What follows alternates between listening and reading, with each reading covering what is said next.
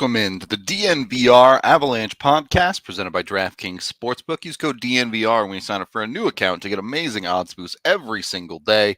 Rudo, AJ, and Megan coming at you live. Jesse may join us in a little bit depending on how late practice goes. It's the Monday of Stanley Cup Finals week. We have the preview coming tomorrow. Be sure you tune in tomorrow for all of that. But for today, we figured it's one last day of having a little bit of fun in the break before the finals probably start. We figured we'd do something a little bit interesting for y'all. We are going to go through the entire playoffs, starting in round one.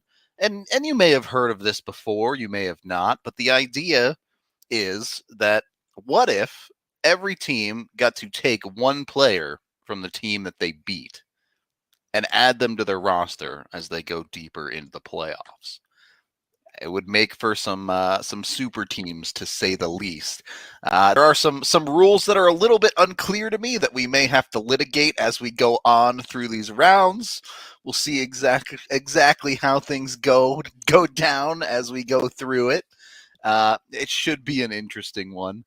We'll see. We'll see. Now, where do you guys want to start, though? Do you guys want to start in the West or the East? I think we got to start with some rules. Some rules. How come? There can't be that many rules, can there? Okay, so I think this apparently this is a pretty popular idea, but for me, this stemmed from Z and I had this conversation for like 2 hours last week, where we were like arguing over who should, like, which player each team should take. Anyway, the rules here, I think, so you can add a player from each team, okay, that you beat. The question is can you take, if you get into subsequent rounds, can you take the player that the other team took? I mean, I think you should be when able they to. won. And then can you carry that player for the rest of the postseason, or do you only get this guy for one round? No, for the rest of the postseason, for sure. For the rest so you're building it by the finals, everybody has a super team. Yes. Okay. All right, because I just wanted to clarify that. So you can take a player that the other team took, and these guys are for the entire postseason. Yep. Okay. I don't know if I like the idea of being able to take a player that the other team took. I think you should have to take one of the originals, but I mean, Megan can be the tiebreaker vote. I think I want to do Rudo's way because there's some people that I want to take all the way to the Stanley Cup final, and I don't know if they'll make it otherwise. There you go. Danton Heinen's going to the Stanley Cup final. I'm kidding, but it's more like Danton Hoonen. I was thinking about Patrice Bergeron too, though, if he is going to retire or not. That might be somebody worth taking all the way. Yeah, I mean, that's going to be one of the tougher ones. That's actually one of the hardest ones of the first round because Boston has a handful of great players, but we could just start there. All right. We can start there. Yeah. Carolina over Boston. Yeah. Megan's would just be taking all of the DU players. No. Bringing the band back together, baby. That's right. Get the band back together. Okay, so Carolina-Boston. Carolina beats Boston. They get their pick of Bruins players. Patrice Bergeron, Brad Marchand, Charlie McAvoy, David Pastrnak. Yeah. I'm leaning Pasta, I think. So I kind of am, but Bergeron? He's just not the player that he used to be. Not that he's not really good still, but he's not quite the super elite player that he used to be. But as the 2C behind Sebastian Aho? That doesn't solve their problem. That Carolina still needs a proper forward superstar. Also, Charlie McAvoy and Jacob Slavin on a pairing together? Yeah, I think you can make a really good case for McAvoy. That one's tougher for me than Bergeron. You guys think that we spend time on HF boards? That is actually my favorite comment of the day. I probably haven't been on HF boards in 3 years. It has been much longer than that for me. I don't even think I ever made an HF boards account. I've almost never went. Oh, me neither. I was strictly lurker. Yeah. I had to follow their Denver Media is terrible thread for a while because I wanted to be the one to save them, and instead they hated me. So I was like, I hate you guys too. Well, that sounds like HF boards. So yeah, it was great. It's a great relationship. Okay. Is there anyone else that could be a sneaky pick off of Boston? I don't think so. I really think it's got to be Bergeron, Marchand, Pasta, or McAvoy. I can't imagine it's anybody. You're not taking their goalies aren't good enough for you to be like, well, Freddie Anderson was hurt. Yeah.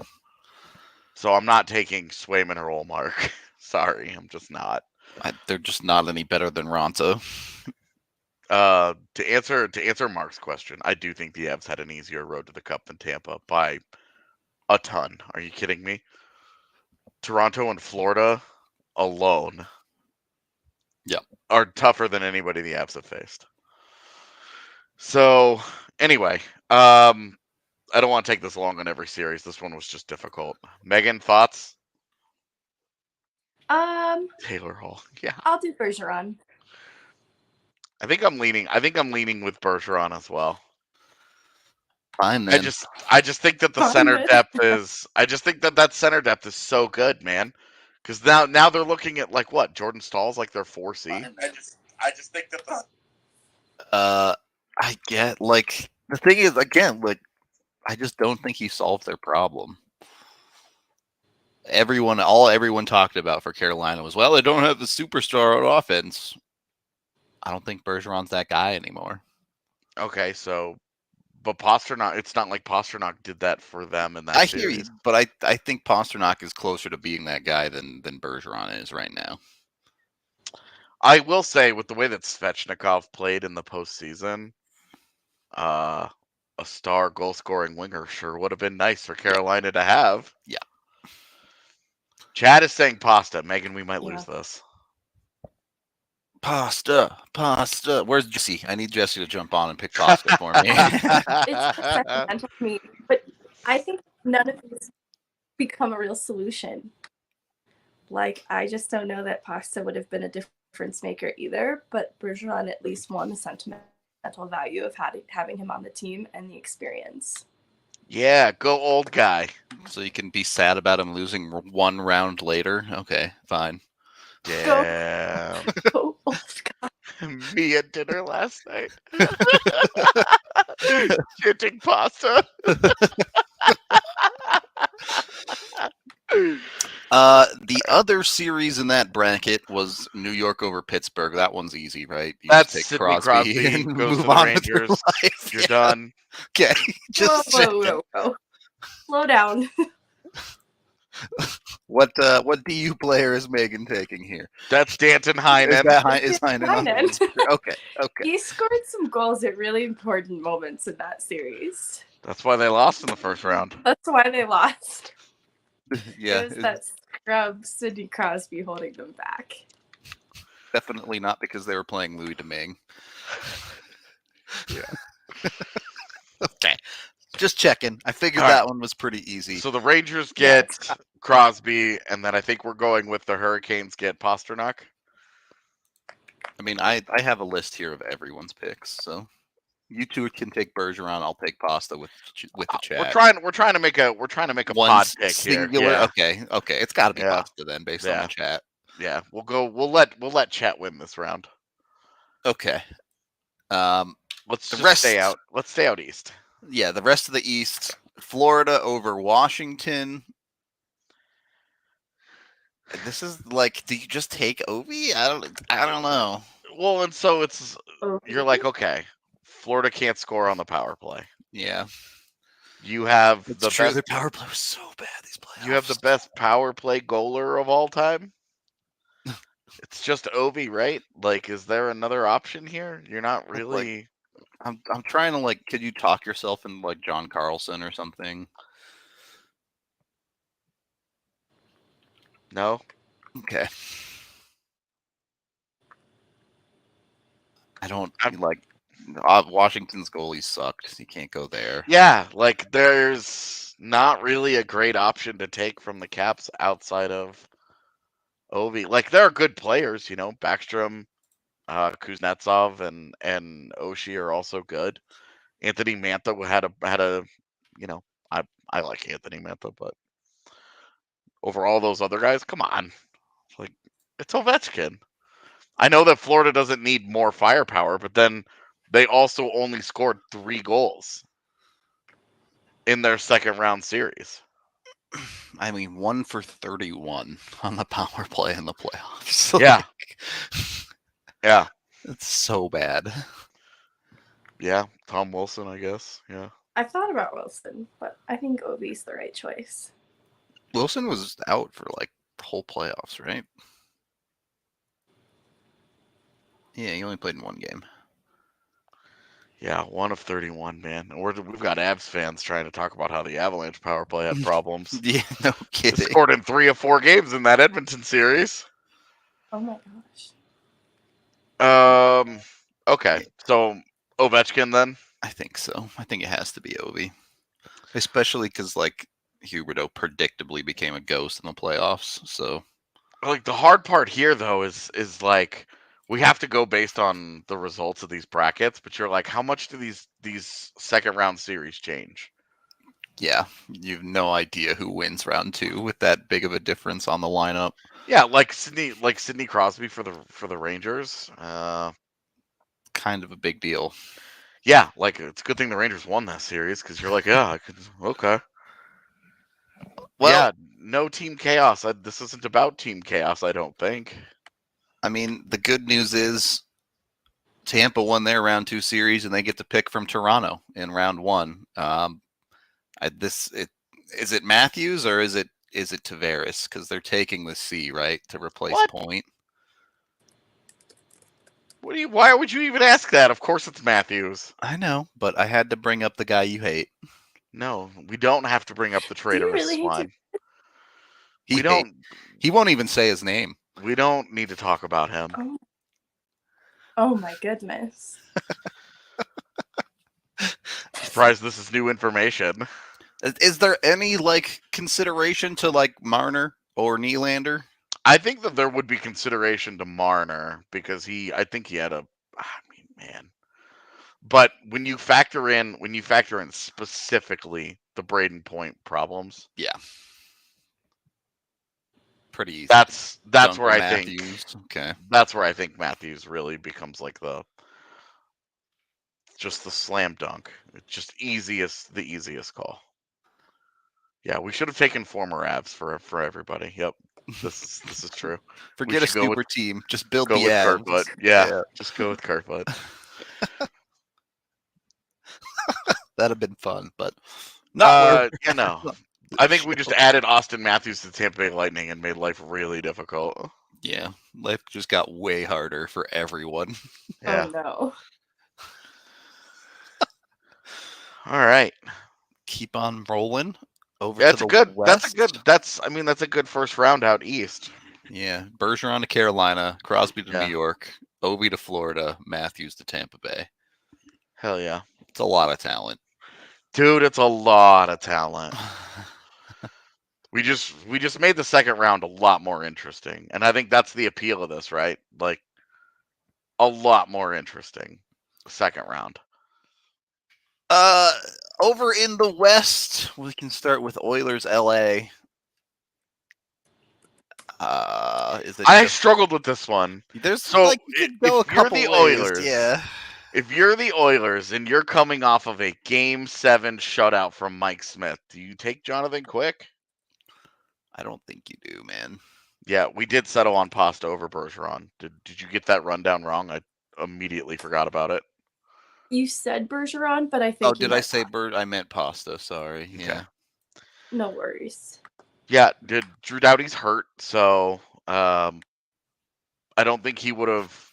I think they said that he would have. Anyway. I think they said that had they made the conference final, he might have been able to come back. I mean, but I'm not 100. Right there, man. I mean, Trevor Moore is right there. Of course. Of course. He actually had some He big played moments well for them. Yeah, in the he playoffs. did. He did play well. I spent all year kind of just being like Trevor Moore, and then like during the playoffs, I was like, Trevor Moore's not so bad. Like, It was kids a little actually tongue can in play cheek. a little. Then he played pretty well. I'd like Edmonton needs forward depth. They need players who can play well defensively. Yeah, Seems like Kopitar's a match made in heaven there. yeah, I I think it is. I really do think it's Kobe. But the one thing about Kobe is that can he play at the pace that they Sure, want? at that speed. Yeah, can he play at that pace? I mean, is there any? Yeah, of course. Is there any thought to Phil Deneau? I mean, he had a good playoffs. He's but like a poor man's version of Kopitar. Yeah. yeah. Okay, so Adrian Kempe talking about playing with pace. He could Yeah, definitely play at the Oilers' if pace. you're saying F it to any defense and you're just like, let's put more offense on the Oilers. Their problem against Colorado was that they couldn't score 7 in the first game. Definitely not that they gave up 8. Yeah. 7 in the first game. Does Kempe get them to 7 in game 1? He might. He might. He just might. I do think that Kopitar is probably the answer. Is there any consideration to like a Mikey Anderson here? Does he do enough for their defense? I just don't think their defense is there without the option of Doughty. I don't think LA's D was good enough. Okay. Megan, do you want to break the tie between Kempe and Kopitar? Not that we really have a tie, but Yeah. Guitar. Okay. Okay. All right. Yeah, because then that would allow Woodcroft to load up with Kane, McDavid, and Draisaitl on the top line, and then on that second line they could go with Hyman and yeah. Yamamoto when he was healthy. And then you have RNH on your third line, and you're feeling a lot better about their depth all of a sudden. Yep. All right, moving up the list, Calgary over Dallas in 7. Knowing how terribly Markstrom played in round 2. This is an interesting one because you're like, look, Markstrom was specifically bad against the Oilers. Jake Ottinger had a legendary performance in round 1. Like, is Jake Ottinger the answer? Does Jake Ottinger just take Markstrom's job there? And like, you have to make this decision in the moment, right? Like, we wouldn't know that Markstrom was horrible against the Oilers.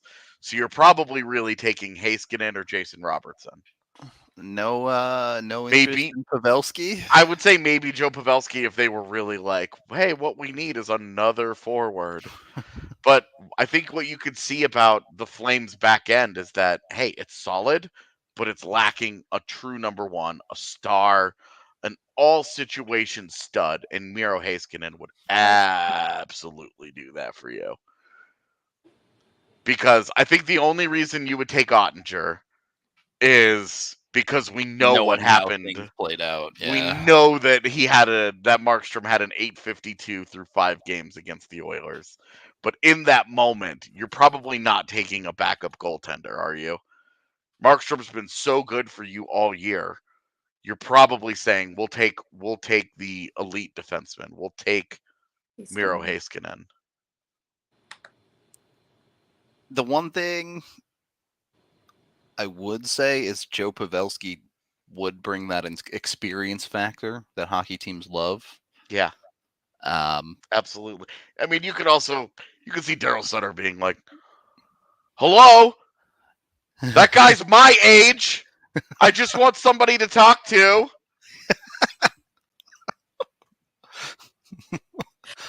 Is picking Joe Pavelski a waste of 8 days? I mean, that series ended up being 9 days, I think. Yeah. Yeah. AJ, I think you convinced me, but Megan, I'm curious if you have anything to add. No, I think it's Heiskanen.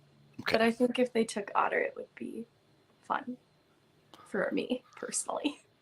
Would have been. I mean, that series could have looked totally different. Like The question would be like, what kind of leash does Markstrom get? Yeah. Yeah, because with Dan Vladar, you're like, look, we're riding or dying with Markstrom. But if you had Jake Ottinger as your backup, you might be a lot more inclined to be like, They get down 2-1 in that series, and you're exactly. like, Look, he doesn't have it. We can't just. This isn't the time to be loyal to a guy, right? Like you're trying to win a Stanley Cup here. We're about to have a tumultuous offseason that could see us blowing up the entire core of this thing. We need to go and do this now. We're putting Otter in. And then the other, I mean, I guess we'll get into it, but does Heiskanen solve their problems? Because it really, truly, Calgary was not terrible defensively against Edmonton. They weren't great, obviously. Like, it was not a Wizards performance or anything. But everything that they did was undone by Markstrom just being terrible horrible. goaltending. Just Yeah. horrible. Like you go and you watch the goals that get scored against, and you're like, "Good lord, this is bad. This is bad. This is bad. This is all bad." I think without hindsight, I do think it has to be Heiskanen, just given what their defense looked like and knowing they were dealing with guys like Tanev being injured.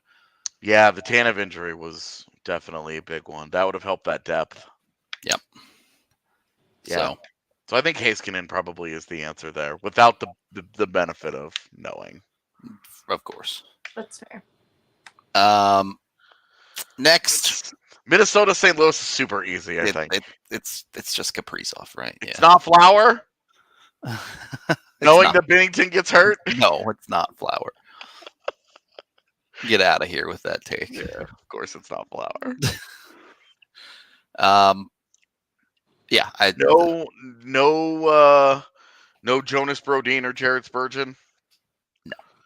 No Matt Dumba. No like really good defenseman to maybe try and slow Colorado down. It's just Kirill Kaprizov. He's just that much better than everyone else on that team, right? Like, no Ryan Hartman. Oh my God! Stop. Look. Maybe all St. Louis needed to get through Colorado was 10 20-goal scorers. Next, you're going to convince me what Kevin Fiala did this year was sustainable. Doesn't need to be sustainable. Just needed to be good enough this year. Yeah, no Tyson Jost. Definitely. Well, if we're going the Avs route, I guess you did have the Jost option there. All right. Kaprizov. Yep, Kaprizov, easy. And then finally, who are the Avs taking off Nashville in round one? So I think if you had an idea on the timeline for Saros, you'd be tempted. But you have no idea what the timeline actually is there. But because we don't really know what that timeline was, like he wasn't even practicing. He was skating on his own. Can't see my other hand there. Oh, this one. Skating on his own. Just one. Yeah. I think that it's got to be Yossi. Yeah. Are you cheating a little bit there, knowing Sam Girard gets hurt? Yes. So you're cheating a little, because I would have kicked Eric Johnson off of that defense, and then Bowen Byram and Eric Johnson never find that magic together. It's just so hard because the Preds just didn't have a great forward in that series. Like, I'm not taking Yakov Trenin. No, and obviously we're not taking Matt Duchene just because. Yeah, he'd walk in that locker room and they would fight him, and then it would be like, well, that was pointless. Philip Forsberg was kind of invisible. Philip Forsberg was so bad. Him and Johansson both just didn't do anything in that series. I guess if you were looking for a guy to hurt the other team's goalies, Johansson would have been the guy. Little eye stabber. Ended up not needing it. Kadri got the job done against Binnington. It would have been unsafe for Ryan Johansson to come to Colorado. I'm here. Some kind of karma there or something. Karma's not the right word. what comes around comes back around. I don't know. Yeah. Yeah. It genuinely might have to be Yossi just because everyone else on that team played so poorly. Like, Ekholm was Seriously. awful. Yeah, if you were like, look, we want a defensive defense, we want like a defenseman upgrade over Josh Manson. Well, Matthias Ekholm was not it in that Yeah. series. He was like horrific. I would have taken Nick Leddy over Matthias Ekholm. Yeah, that's just not a good option. Ekholm was brutally bad. And then all their young kids didn't do anything. Yeah. Like Tomasino was fun to watch, but you're like, okay, what is he gonna actually do? I mean it even knowing that he did not play very well. Like dropping Philip Forsberg like onto your second or third line. Yeah, it makes you better, obviously. But can you like a third line of Newhook, Comfer, and Forsberg? The guy scored 40 goals. Does it really just have to be? I will tell you, Roman Josi in Colorado's system, with the way that Colorado's defenders attack up the ice, he'd be a wild man. The way that like this like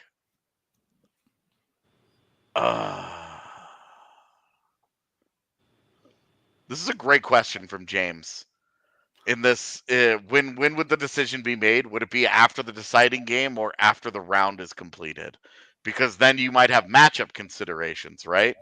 Where maybe you would rather have a depth center instead of a defenseman, or you'd want the goalie or whatever, right? Like that's another interesting consideration. I think it's immediately after the series is made. Like I think at the end of the handshake line, Bednar just goes, "We're taking Roman Josi," or whatever. He's coming home with me. You'd have to just you'd have to disclose injuries though. Yeah, 100%. You would have to disclose the injury. But open road. I agree. I think it should be as soon as you win, and you should bring the extra jersey. Bednar should bring the extra jersey. So during the handshake line, he just goes, boom! He has to put it on right then. He doesn't dunks it on him in the handshake line. Clean out. No saying goodbye to the old team. None of that. He just has to put that jersey on, and he has to go into that locker room immediately and listen to that team talk shit about the team he just beat. It's jersey number has to be 69 too, by law. That would be. We got a $5 super chat from Miss Truly here. I'm not sure if this has been pointed out yet. Avs got so much BDE, they've got 2 Johnsons. Mm-hmm. And they rotate them. It's just one of the best. It's one of the best like throwaway lines from a podcast this year. Whatever guy on ESPN or TNT that was just like, yeah, they're rotating their Johnsons, and Evan was like, well, I'm going to talk about this for the rest of my life. Like, that's all this is. Oh, your homie's one is the best. He puts the jersey on and then gets to be on the winning side of the handshake line. Oh. That would be good. Yeah, so like, do they tell him before the handshake line, and then he has to go through the handshake line and be like, I'll see you guys next year. I'll see you guys next year. Or he's a free agent, so he's like, I'll see you guys never. Bye, bitches. In the case of Philip Forsberg, it's just straight girl bye. Oh God, full on like The Bachelor style. It feels like it. I mean, it kind of feels like it for this one because we're struggling to pick a guy, but for like Kaprizov with the Wild, yeah, that one's not hard. Like Craig Berube is like climbing over the bench to claim his new Russian son, and be like, "You're coming with me, Kirill." Just saying. Okay. Some of them, there doesn't have to be bachelor level trauma. You've just claimed that dude. So are we going with Yossi? Yeah, I guess. Okay. Taking Yossi. I mean, so it's Yossi, but who comes off your defense? Is it really Eric Johnson? Yeah. I think it would be. Well, I mean, you could probably rotate. Like, Can I rotate Johnsons? you don't need to rotate Johnsons at that point.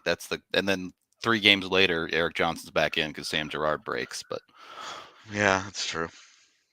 um, I mean, anyway, Yossi Manson is a pretty good replacement for Gerard Manson. it's not too bad. Yeah. Not too bad. All right, so we go with Roman Yossi. Yep. Still think Philip Forsberg in your forward core would have been sick, but okay.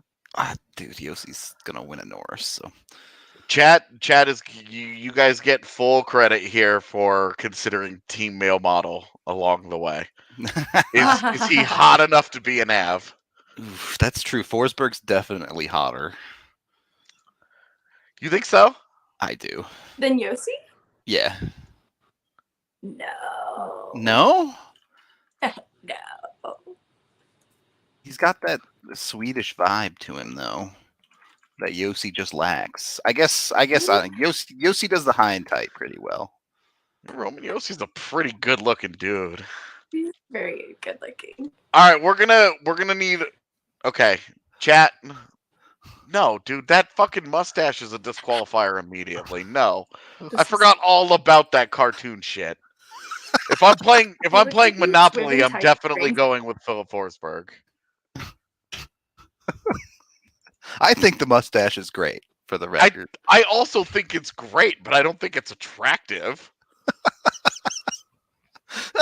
I think it makes him look like a fucking cartoon character. Yeah. Okay.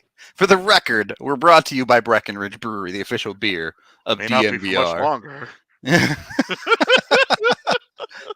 You can go get some Breck Brew down at the bar. Of course, you can get it at your local liquor store as well. They're also hosting a Community Stars giveaway where you can nominate someone who's done good things in your community to win tickets to the Cup Finals. Giving away tickets to both games 1 and 2 at very least, and more if the series comes back to Colorado after that. So head on over to breckbrew.com and nominate someone you think deserves it to go to the Cup Finals. Check it out. Breck Brew, they're amazing. They've been with us forever. They're all awesome. We're also sponsored by Athletic Greens. Super easy to use, super good for you. It's got all sorts of amazing good stuff like probiotics, electrolytes, vitamins, all the good stuff that I'm not smart enough to actually know what it is. You just took 1 scoop of it, put it in your cup of water in the morning, you drink it, and it'll take care of you. So go check it out today. They're super awesome. It's athleticgreens.com. I believe for us, it's /avs. It might be /av. It's /avalanche, not avs. That's athleticgreens.com/avalanche to check it out today. To make it easy to sign up, Athletic Greens is giving you a free 1-year supply of immune-supporting vitamin D and 5 free travel packs with your first purchase. So be sure to check it out right now. It's time to reclaim your health and arm your immune system with convenient daily nutrition, especially with it being flu and cold season. It's just 1 scoop in your cup of water every day. That's it. No need for all these different things that you have to take. Just take the 1 scoop. Check out Athletic Greens. They're super awesome. If you haven't checked it out, you could go over there and order today. Again, athleticgreens.com/avalanche. Second period of the DNVR Avalanche podcast presented by DraftKings Sportsbook. All right. So to recap round 1, Carolina took Pasternak, New York took Crosby, Florida took Ovi, Tampa took Matthews, Edmonton took Kopitar, Calgary took Heiskanen, St. Louis took Kaprizov, and Colorado took Yossi. So, in the second round, if we start in the East, you have New York over Carolina. And this one is not an easy pick, I don't think. Well, so you would have Crosby and Zibanejad. Yeah. So the appeal of Aho goes down. Here comes AJ's banging the table for Jacob Slavin. I can already tell. I mean, the Rangers are. But he's CC. We'll take it. Close Kind enough. of. Yeah, he's a local guy. CC guys are just guys who wanted to get into DU but couldn't. That doesn't That's sound all. right, but okay. Oh no, no. I mean, Is there a max for the number of times a player can hop teams? No. I imagine not. If you're letting John. them go to multiple teams, It is Yeah. hard yeah. to get it. Yeah, the answer is no. We're not worrying about that. I think it should be. Look, Slavin gives them an actual defenseman to play next to Adam Fox. That gives them a true top pairing. And they're not messing around with Ryan Lindgren up there. You know, you look at their defense, and they sure could use a guy like Jacob Slavin. But you also look at, hey, their bottom six. I mean, their kid line was actually good. Filipino as their 3C was good. Yep. And we gave them Sidney Crosby. So I don't know where you're pulling from the forward core. I guess, unless you're trying to sell me on it being Pasternak. Yeah, maybe. Probably not, though, given Kreider could score goals at will. So, I guess my one real argument would be, like, do you just stack offensive defensemen and go with Tony D instead? No. You're going to put Tony DeAngelo back on the Rangers? Oh, I forgot it was the Rangers. Yeah, no. Okay. That's definitely not happening. Never mind. No. It's got to be Slavin then. Yeah. You want to talk about knives in the locker room? Gorgiev is ready. His whole stick at that point is going to be a trident. In case that dude walks back through that door. So, No coaches are eligible. That would be pretty funny, though. Yeah, we're stealing Rod Brindamore. Just to intimidate other teams. Not Just to to actually. Yeah. He'll just stand there. He's literally their body man. Oh my gosh. Okay, so Slavin feels good there. I'm happy with Slavin. Yeah, I just think that actually matches up with some needs. Well, look who it is. It isn't this podcast adding their second round player. We took Jesse Montano. Hello. In the first round. Thank you. All right, Thank so you for do we the want to give Jesse selection. the quick rundown of who we've picked? I jumped in and well, I guess I haven't heard who all, but I jumped in and listened to at least what the conversation was as I was coming down the street. All right. So in round one, Carolina took Pasternak. Oh, we're doing everybody. I thought this was Everybody. just okay. See, I came in. All right. Yeah. Okay. Well, hold on. Well, I came in when we were talking about the Avs, so I was like, yeah, who's hotter, Roman Josi or Philip Forsberg? see, this is part of the conversation I did here. Yeah. I can't stand the way Philip Forsberg skates, and I can't look past anything about his looks, his personality, his mustache, anything. The way he skates and the fact that he goes full tuck with his socks drives me absolutely bonkers. Yeah, dudes that tuck the socks are a no-go. I don't even know what Philip Forsberg looks like. All I can stare at is his ankles when he's out there, or lack thereof. That's scandalous. All right. Jesse likes it when they show a little ankle. Got it. Yep. Oh, gotta well, show some ankle. Got it. I mean, if there's anybody from the Avs PR or Avs social media or anything that's watching this, everyone knows it's ankle season 365 days a year for your boy. Doesn't matter it is if for it's... those guys too, because they always roll in with their you can just see the ankle, and they got the low cut sock, and yeah, you gotta go no sock, or no, excuse me, low cut sock. You gotta make it look like you got no sock, and then just short enough on the inseam that you get some skin going. Just anything that would have upset someone in like 1925. That's my pant game. Yeah. Okay. How's that working for you? It's all right. Pant game's so strong it kicked off the Great Depression. Yeah. It was that controversial back then. And they're like, That's what started it. Got it. I'd be burned at the stake for how much ankle I show. That's all I'll Oh say. my gosh. Oh my god. I think that's more like the 1700s. Eh, 17, 19, Close enough. It's Yeah, Yeah, we've got the Salem witches getting burned, and then on the stake next to him is Jesse for too much ankle. Yeah.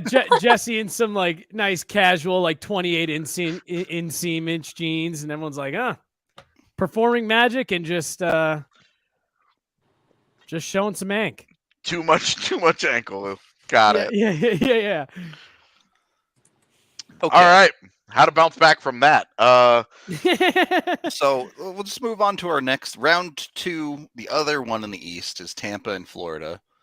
So First this of one all- is tough, man. Well, first of all, I want to have a conversation. Tampa gets Matthews, Florida gets Ovi. Does that change the series? I don't think so. Okay. It can only end in 4. Again, I think so. Okay. So, in that case, Florida, lots of options for Tampa to take from. Yeah, you have to. Okay, so the thing with Tampa, and I think we're gonna get into this a lot more tomorrow. Their defensive usage is weird. Between they have a very clear top 4 on defense in Hedman, Sergachev, Chernak, and McDonough. So another defenseman would make a lot of sense there. Ekblad or Uyghur, right? Would make a lot of sense there.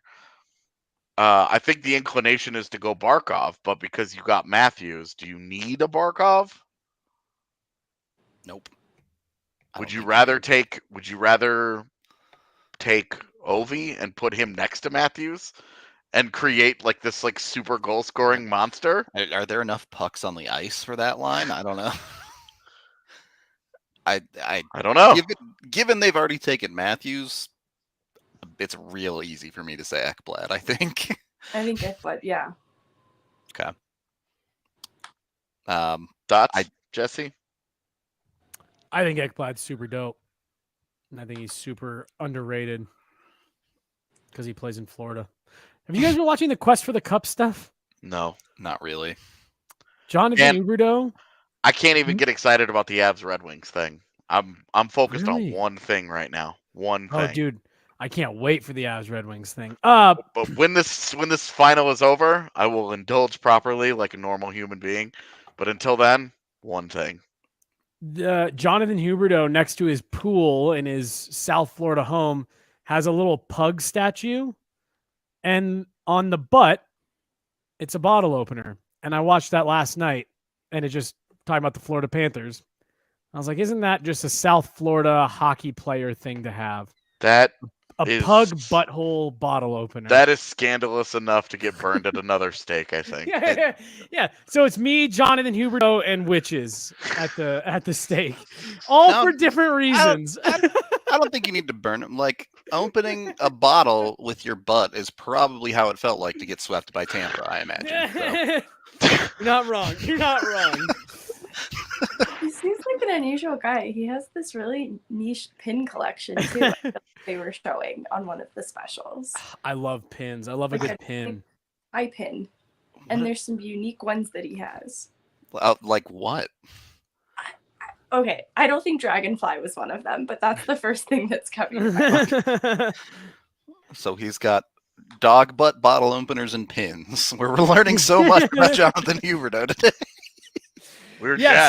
Sorry to derail that. I mean, this is kind of just like a whatever pod, but like I saw that last night and I've like when you get a song stuck in your head, it's just been the image of him going over, and I thought it like because it's like a life, like it looks like the size of an actual pug.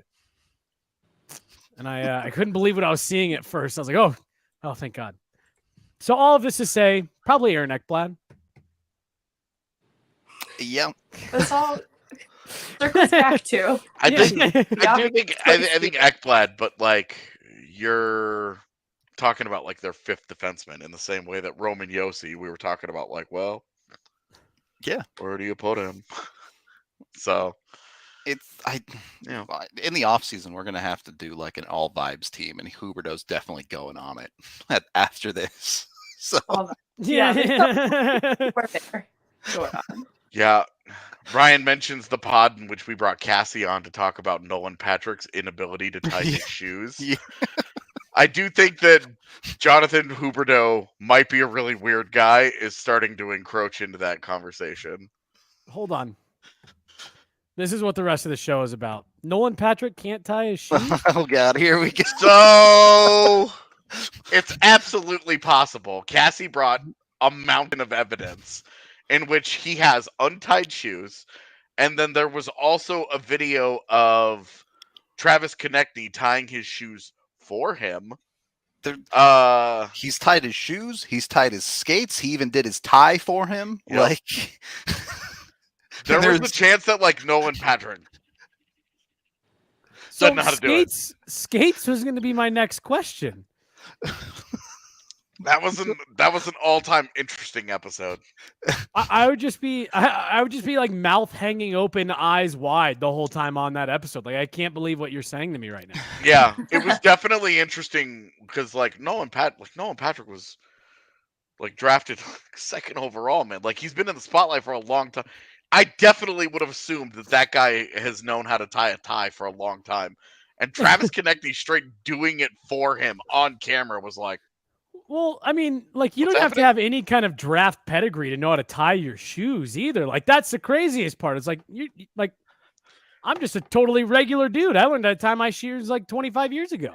Well, and there were multiple pictures of him wearing like slip-ons as well. She even had like enhanced zoom-ins on shoes that were untied that he was wearing. Yeah, like, this was a fully fleshed out conspiracy theory. It was absolutely one of my favorite pod topics of all time. Damn. Now I hope at some point, like late in his career, Nolan Patrick ends up on like a 1 or 2 year deal with the Avs, just so I can. You've been in the league for 10 years. Yeah. Oh, Early in your career, did you not tie your shoes? My shoe came untied and my back is hurting. Could someone do this? Nolan, would you mind tying this shoe for me? Yeah, go ahead and the people that want to find it. I think if you just search for DNVR Avalanche conspiracy theory, that should pop up because I think that was the title of the episode. Yeah, it was conspiracy theories. Because we also talked about the Yakuza owning the Lightning, and then my theory that the NHL covered up Wayne Gretzky betting on games. I feel like those ones aren't even conspiracy theories. Both of those are kind of just facts at this point. Well, we know for sure that the Yakuza thing is true. Yeah, that definitely happened. But... Yeah, so that was a fun episode. Damn. I don't remember how we got here. But, right, Jonathan Huberdeau, weirdo. Huberdeau, yeah. Yep, weirdo. Yeah. Got it. Weird, but we think he can tie his shoes. Dude, I'm not putting that out there. He's of the age range that I am uncertain. I'm just leaving it blank. I'm not answering it on the questionnaire. Okay. Next, the Battle of Alberta. We decided on Ekblad, right? Yeah, I assumed. It seemed like everyone was good with Ekblad. Battle of Alberta. Does Heiskanen for Calgary or Edmonton for Kopitar change the series significantly? No, because Markstrom still can't stop a puck. Okay. Fair enough. Yeah. So, if we're still taking Edmonton to win the series, where does Edmonton go from Calgary? It's Heiskanen. Yeah. He would be the best player. Do they need another, would you take I guess they would probably take Kachuk. Would you not take Markstrom? I know he didn't play well in that series, but, I know we have the benefit of hindsight. That's the thing. Yeah, he would have just put up an 852 against them, and you can take an elite defenseman in Miro Heiskanen. Or you could take Johnny Gaudreau, you could take Matthew Tkachuk, you could take Elias Lindholm. This is really just me using another opportunity to get a jab at the Oilers, again, convincing themselves throughout the year that they didn't have a goaltending issue. This is why I mentioned when we were talking about their first round, I was like, do they at least consider Jonathan Quick? That's what I'm saying. Like, obviously, like we now know how, and like Mike Smith wasn't like he wasn't bad against the Avs, but that whole series against the Avs was the full Mike Smith experience. Yeah, he 10 was great, saves and then you he have wasn't. no business making, and then every goal that goes in, you're like, yeah, he wants that back. Yep, he wants that back. I mean, I think I want that one back. the backbreaker is the JT Compher game winner. Like, Yeah. you're playing well enough. You hit the post, and then guy comes out of the box and gives up that. It's a half clapper from the top of the circles. Like, A goal so soft that the last person in the building to realize went in was freaking JT Compher. That was the best part. He dug for it like twice. Great play to win the puck, though. We'll talk about some more and more. I don't know, like it is one of those things for me where it's driven me nuts, dude, watching this Edmonton Oilers team just waste year after year by convincing themselves their goaltending is good enough. And like, I don't know, there's part of me like to think they'd be like, holy, can't believe we made it this far. Jacob Markstrom, just in case. Because like that was their problem when they got into the conference final. Things weren't going great with Mike Smith. It's like you had no other option. You had nothing to try to stop your bleeding. So I don't know. Markstrom, I think, would be an interesting. He had a great season and terrible 5 games. What's weird is that he had a great season against everybody except Edmonton, because even in the regular season, his Edmonton numbers were a nightmare. And so it was like he was like a .927 goaltender against the entire NHL outside of the Oilers. So I think it does. Hey, does Edmonton take Markstrom? Do they take Heiskanen?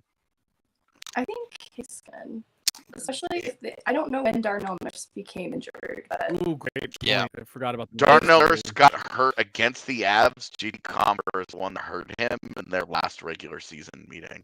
He was a little banged up. It might be useful then to have Heiskanen going into the next year. I think it's Heiskanen too. And without the benefit of hindsight, I think it's Heiskanen for sure. Because you would be taking Jacob Markstrom coming off of that horrible 5-game performance.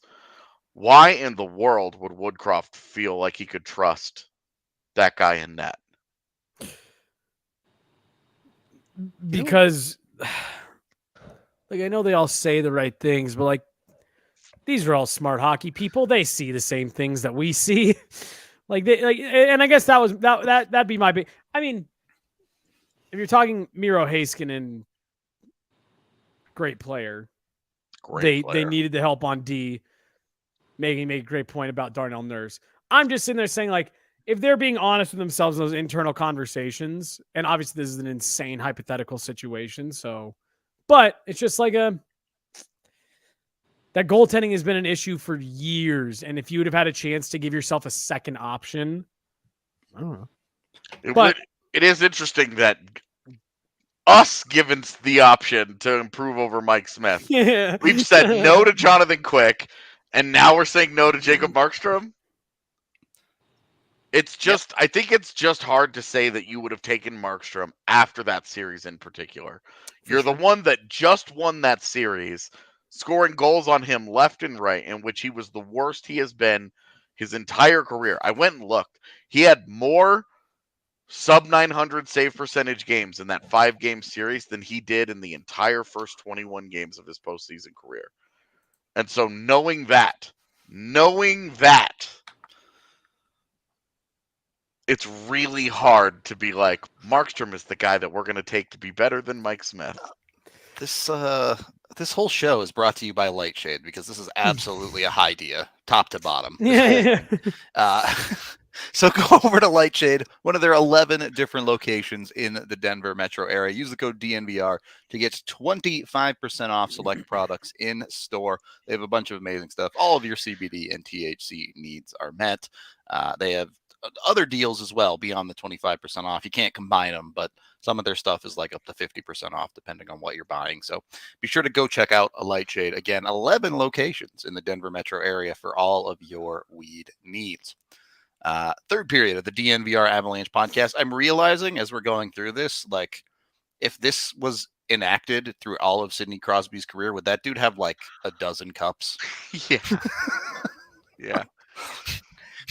Just checking. Well, it'd be him and Ovi. Him and Ovi would each have at least 10. Yeah. Oh yeah, Every Ovi, year- the Pens would have taken Ovi after all those times that they beat them, Yep. Yeah. and then just put him next to Crosby, and you're like, we're unbeatable. Sorry. Okay. So we're going with Heiskanen, just to confirm. Yeah. Fine. Somebody in chat asked about Ottinger. Go back to the start of the pod when we got into We had that. a good conversation about it. Yep. Finally, Avs over Blues. So, no goalie, no defenseman. Fuck all those guys. This is the conversation. I think there are two players that you're talking about here. Okay. In particular, you're talking Ryan O'Reilly. Yeah. And Kirill Kaprizov. And they obviously are two very different guys. They fit two completely different roles. Kaprizov is just more of what you have. Kaprizov is more offense, more go. And then Ryan O'Reilly gives you that kind of that more strategic chess piece where that guy could be your 3C. He could do everything for you. He helps you win face-offs for sure. For sure, he helps you win face-offs. And he gives you that elite defensive center that you can use to match up in a way that you don't really have with McKinnon or Kadri. It's just, for the record, given the Avs took Yossi from Nashville, I'm assuming you're not even considering Colton Parayko. I'm not. Okay.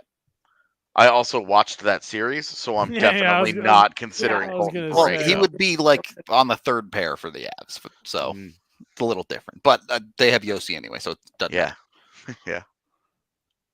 Huh. I'm not getting Binnington another cup just so he can feel good about himself. Yeah, definitely not happening. My question is, and if we're not using hindsight, you don't know Kadri's about to get injured against Edmonton. So you don't know that you're replacing Kadri offensively, which makes me think you might lean toward O'Reilly. I do too. But there's some history there between O'Reilly and Colorado too. So yeah, but that was more about management. The guys always were cool. Sure. Do you consider any consideration for like David Perron, because he was money for them? I would say no David Perron, no Jordan Kyrou, who made a gigantic mistake on the series clinching goal by Darren Helm. I don't really think that there's any other Blues player that is jumping out. Like, look, I like Pavel Buchnevich a bunch. He would help, but he's kind of more of the same for Colorado. Like, sure, he makes them deeper, he makes them better, but I mean, O'Reilly and Kaprizov would both do the same thing. Megan, you seem to quick on the Kaprizov trigger. Can you convince me? It's more so I just like Kaprizov as a player more than O'Reilly. The utility of O'Reilly makes a lot of sense, but especially what Kaprizov could infuse offensively anywhere in the lineup, I think would make any line that he's on better. And knowing what we do now, I mean, O'Reilly could probably do the same, but I think it would be just absolutely chaotic offense coming from Kaprizov on whatever line he ends up on. And really, Kaprizov, McKinnon, whoever else you want as the third guy on that line, maybe Rantanen. Going up against Draisaitl and McDavid and Kane, like, would have just been fun. It was fun, but it would have been more fun enough. I'm saying it would have been more fun with Kaprizov. But this also gets into the idea of, would Kaprizov be better served on your second or third line to be like the guy that dominates there? Because not saying he's a third line player, but if you put him on your third line, because the top six certainly didn't have issues in that Edmonton series, but that the third line, you put him there, and now there's no matchup answer for anybody in the NHL. There would be no answer for that. You'd end up with like a third. So Kadri would get hurt, and you'd end up with a second line of Kaprizov, like Nichushkin, and I'd put whoever on Lehkonen or Landeskog or Rantanen, whoever you want on the other side. That'd be pretty good second line. I mean, it'd be a lot of fun, man. I think this one is probably a case of, are you going to overthink it and take O'Reilly, or are you just going to straight up make your team as good as possible and just say, Kaprizov's too good, he's a game changer, he's too high end of a talent, you have to take him. Jesse, deciding vote? I probably would have done O'Reilly in the moment, and you drop him at your third center. And then, obviously, again, this is like the benefit of hindsight thing. Now he elevates. Yeah, you're prepared. Right. But, like, to me, I just think it's one of those things where even with the injuries, the Avs, like, the Avs didn't have any problem scoring goals. And, yeah, Kaprizov moves your, like, skill ceiling up. But, like, what you were worried about going into that next round wasn't, are we going to score enough? It's, are we going to keep enough out of our own net? And even against a team like Tampa, that's kind of the thought, is you have to keep enough out of your own net. And I think Ryan O'Reilly moves that needle for you more. The Kaprizov skating goes so much better with what the Avs do. But I think O'Reilly's a high IQ enough player that I think he would just, I mean, we've talked about this for years. The irony is that, like, the perfect second and third line centers for this Avalanche team are like Ryan O'Reilly and Matt Duchene.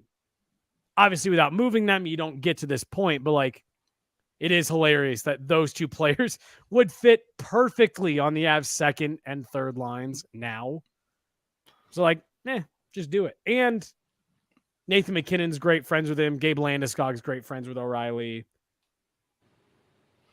Speaks English. Be an easier fit. It wouldn't just be him and Val off in the corner, like, talking about everyone else. Okay. So I mean, it's always good to give the Russian guy a friend. Yeah, it's not wrong. I feel like we're pretty split here. Yeah, and we no longer have you out here on the back end. Break the tie for us. Break the tie. Chat, break the tie. Yeah, chat, O'Reilly or Kaprizov. And did we make a mistake not just taking Duchene, O'Reilly, and Barry and being done with it for the Avs? Absolutely not. I lived that era once. I'm good. I feel like Nathan McKinnon has a lot of influence for some reason in this hypothetical situation, and being friends with O'Reilly might actually outweigh everything. Go full LeBron, saying we're taking O'Reilly. I think Nathan McKinnon would make this decision. That's a lot of O'Reillys. Yeah, Chad has chosen O'Reilly. Okay, so Nathan McKinnon selects Ryan O'Reilly for the Avs. Confirmed. This is canon now. They have to do this. The Avs, an Avs player has to bring the jersey out and give it to the guy in the handshake, not the coach. It's an Avs player that's like, you, here you go, bud. Somebody had the idea of playing Red Rover, and I think that could be fun too. I think that's fun. We don't play Red Rover nearly enough as adults.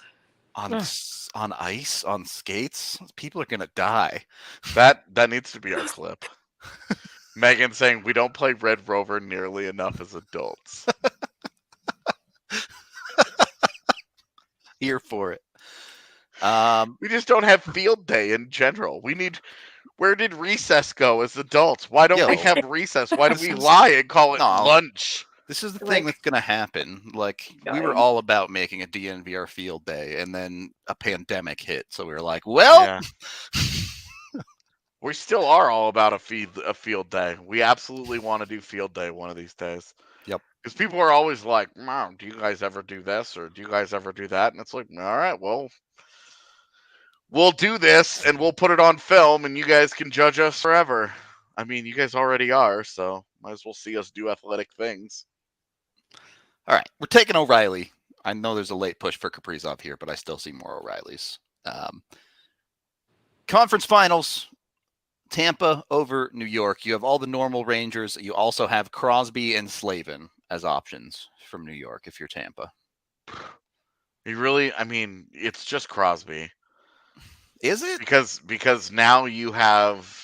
I think the rest of this honestly gets pretty easy, right? Like, it's just Crosby, and then you have, if Braden Point comes back, then you have Cirelli, you have Matthews, you have Stamkos, you have Point, you have Crosby. You're just a super team. Like, you're not at least thinking about like Panarin here? No. The disrespect Crosby gets now.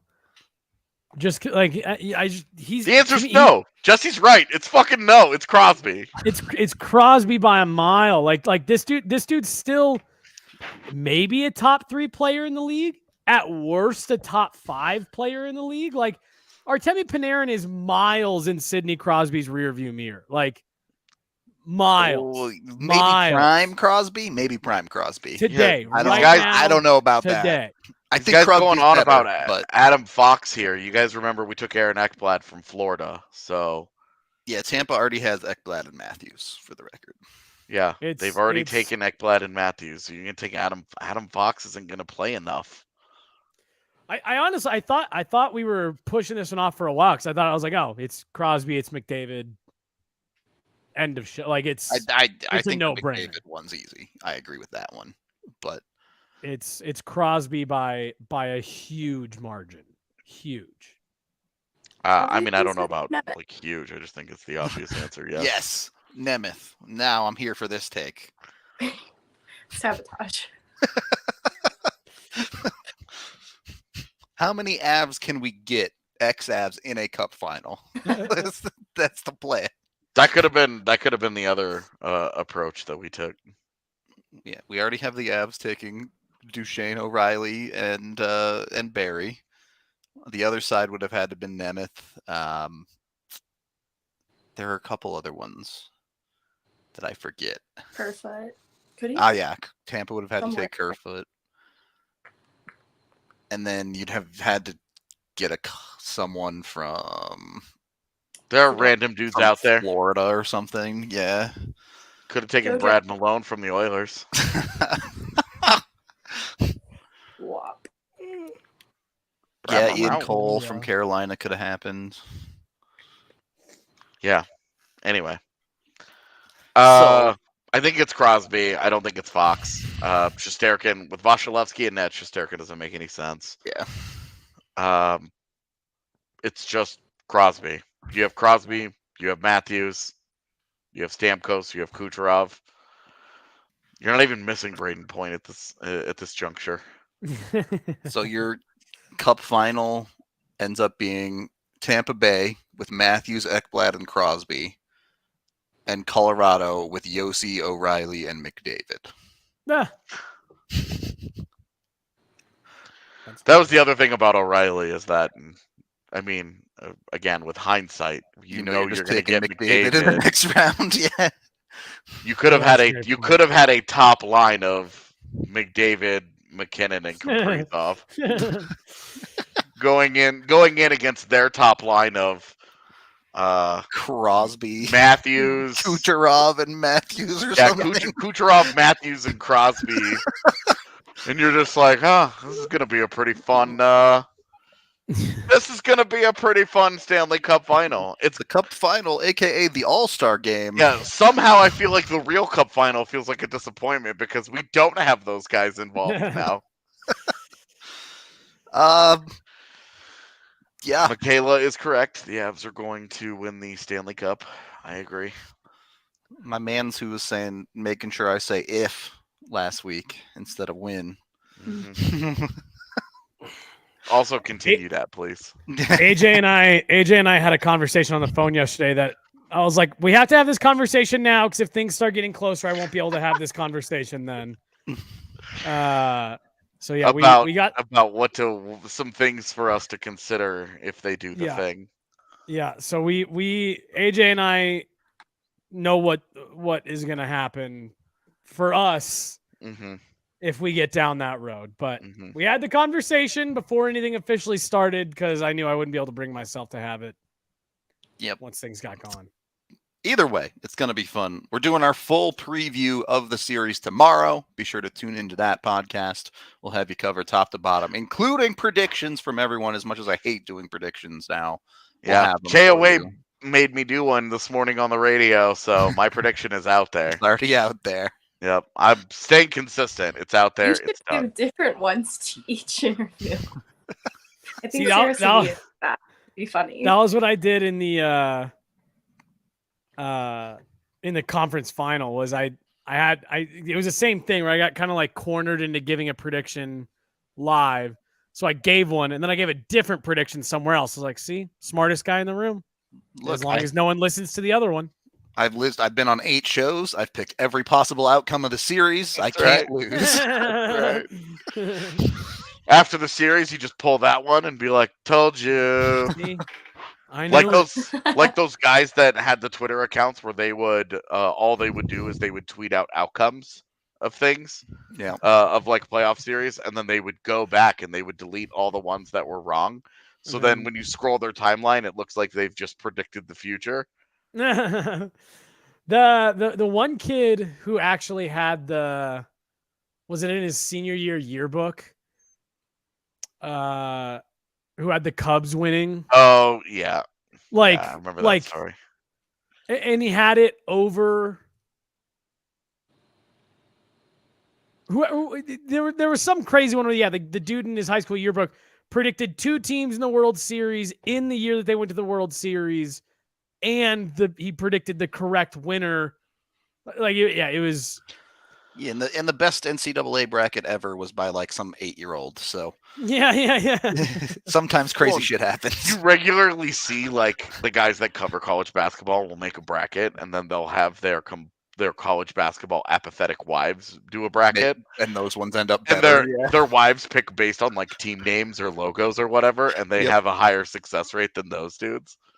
Yep. And you're just like, look, sports are silly nonsense. Yeah.